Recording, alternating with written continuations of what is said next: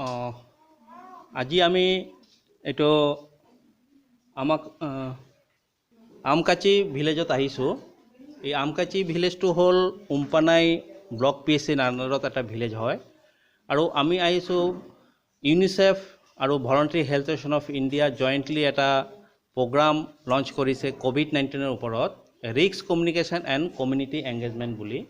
তাৰমানে কিছুমান ঠাইত আমি ছাৰ্ভে কৰি পাইছোঁ যে COVID-19 ভেকচিনটো বহুত মানুহে এতিয়াও লোৱা নাই, বা কোনোবা মানুহে ফাৰ্ষ্ট ড'জ লৈছে তো ছেকেণ্ড ড'জ এতিয়ালৈকে লোৱা নাই। আৰু বহুত ঠাইত প্ৰিকশ্যন ড'জটো এতিয়ালৈকে লোৱা নাই। তাৰ ভিতৰত আমাৰ এই উমপানাইত বহুত এটা ডাঙৰ গেপ হৈ আছে। গতিকে আমাৰ ইউনিচেফ আৰু voluntary health association of India jointly আমি risk communication and community engagement প্ৰগ্ৰামৰ মাজেৰে আমি প্ৰতিটো ভিলেজৰ হেড বা গাঁওবুঢ়া হওক বা তাক ইয়থ লিডাৰ হওক, SHG হওক, আশাকৰ্মী, অংগনৱাড়ী ৱাৰ্কাৰ, তেনেকা উমেন্স গ্ৰুপ, তেনেকা আমি বহুত গ্ৰুপক আমি লগ কৰিছোঁ আৰু লগ কৰি সিহঁতক আমি এংগেজ কৰিছোঁ যাতে সেইটো অঞ্চলত COVID-19 ভেকচিন এতিয়ালৈকে যিবোৰ মানুহে লোৱা নাই বা ফাৰ্ষ্ট ড'জ লৈছে তো ছেকেণ্ড ড'জ এতিয়ালৈকে লোৱা নাই, সিহঁতক আমি আইডেণ্টিফাই কৰিছোঁ বা আইডেণ্টিফাই কৰা এতিয়াও বাকী আছে কিছুমান ঠাইত। আৰু আইডেণ্টিফাই কৰাৰ পিছত সিহঁতক আমি ৰিকুৱেষ্ট কৰিছোঁ যে ওচৰৰ কোনোবা হেল্থ চেণ্টাৰ নাইবা ব্লক PSCত গৈ সিহঁতে যাতে COVID-19 ভেকচিনটোৰ ফুল ড'জটো লয়। বাকী বহুত মানুহ আছে যিবোৰ 60+ মানুহ এজ হৈছে, সিহঁতৰ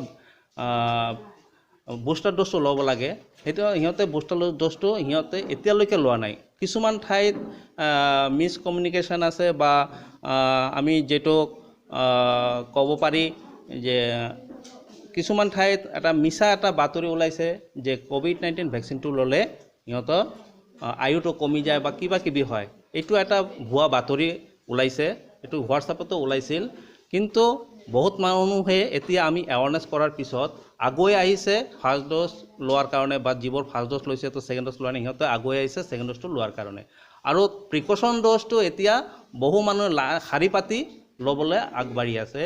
যোৱা পৰহি দিনা মই জিৰিকিন্ডিং ভিজিট কৰি আছিলোঁ, তেতিয়া আমি দেখিছোঁ যে জিৰিকিন্ডিং PSCত এটা দীঘলীয়া এটা শাৰী পাতি সিহঁতে থাৰ্ড ড'জটো লৈছে। তাৰমানে আমি যে এৱাৰনেছ কৰি আছোঁ সেইটো এৱাৰনেছ কামত আহিছে। আৰু আমাৰ গাঁওবুঢ়া হওক বা গাঁৱৰ ইয়থ লিডাৰ হওক, SHG গ্ৰুপ হওক, আশাকৰ্মী হওক, অংগনৱাড়ী কৰ্মী হওক, ইয়থ লিডাৰ হওক, ওমেন্স গ্ৰুপ হওক, চবেই মানে এইটো প্ৰগ্ৰামৰ ওপৰত চবে এটা গুৰুত্ব দিছে আৰু এৱাৰনেছ কৰিছে। সেইটো এৱাৰনেছৰ কাৰণেই আমাৰ এইটো COVID-19 ভেকচিনটো চবে ল'বলৈ আগবাঢ়ি আছে। গতিকে আমি ভাবিছোঁ এনেকৈ যদি আমি প্ৰতিটো গাঁৱৰ যদি চবত যদি আমি হেল্প পাওঁ, তেনেহ'লে আমাৰ ইয়াত যিটো এটা গেপ হৈ আছিল COVID-19 ওপৰত, আমি এইটো ফুলফিল কৰিব পাৰিম বুলি আমি আশা ৰাখিছোঁ।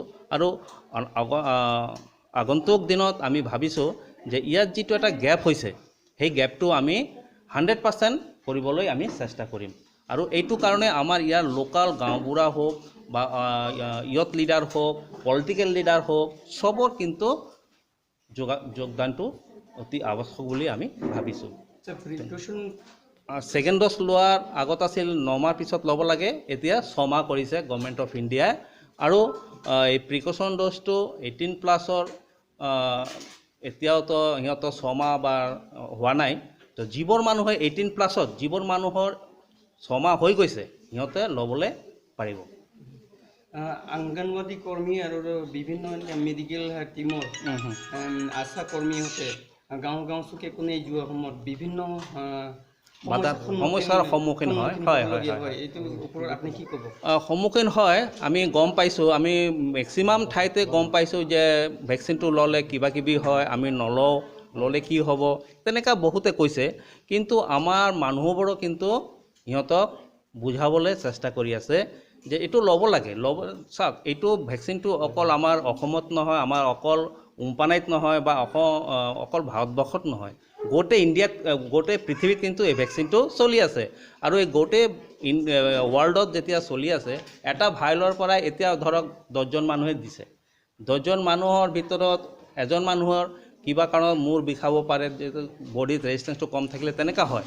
তো সেইটো কাৰণে ভয় খাব নালাগে, আপোনালোকে ল'ব পাৰে। একদম নিশ্চিন্ত ল'ব পাৰে আৰু আগুৱাই আহক চবে এইটো কামত আমাক সহায় কৰক। কিছুমান ব্যক্তি এনেকুৱা ভেকচিনটো লোৱাৰ পিছত মৃত্যু হোৱাও তেনেকুৱা দেখাইছে আৰু সেইটো তাকে ভিত্তি কৰি কিছুমান মানুহ শাৰীৰিকভাৱে এনেকুৱা অংগনবাদী কৰ্মী আৰু এনেকুৱা আশা বাইদেউ ইহঁতক শাৰীৰিকভাৱে আক্ৰমণ কৰিছে হয়, আমি গম পাইছোঁ। কিন্তু এইটো কিন্তু একদম কোইনচিডেন্স, সিহঁতৰ আগতীয়াকৈ কিবা বেমাৰ থাকিব পাৰে, আগতীয়াকৈ কিবা বেমাৰ থাকিব পাৰে। এইটো বেমাৰ যদি থাকে, কিবা ডাঙৰ বেমাৰ থাকে, লোৱাৰ আগত ডক্টৰৰ লগত কনচাল্ট কৰিব লাগে। কিন্তু তেনেকৈ কিন্তু গোটেই পৃথিৱীতো লৈ আছে তেনেকুৱা কেছ, কিন্তু ৰেয়াৰ।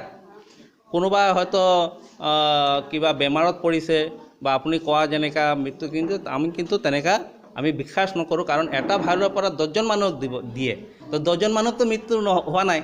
তো তাৰ হৈছে গতিকে তাৰ হৈছে মানে তাৰ আগতীয়াকৈ কিবা বেমাৰ আছিল, সেইকাৰণে কিন্তু তাৰ সেইটো হৈছে বুলি আমি ভাবিছোঁ।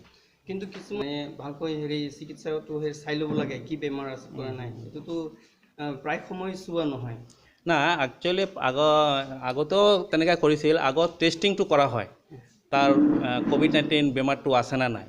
এতিয়া ধৰক আপোনাৰ কিবা বেমাৰ আছে, আপুনি যদি লুকাই যদি ভেকচিনটো লয়, তেতিয়া আপোনাৰ নিজৰে ক্ষতি হ'ব। গতিকে আপোনাৰ যদি কিবা ডাঙৰ বেমাৰ আছে, এইটো আপোনাৰ ডক্টৰক ক'ব লাগে। Thank U.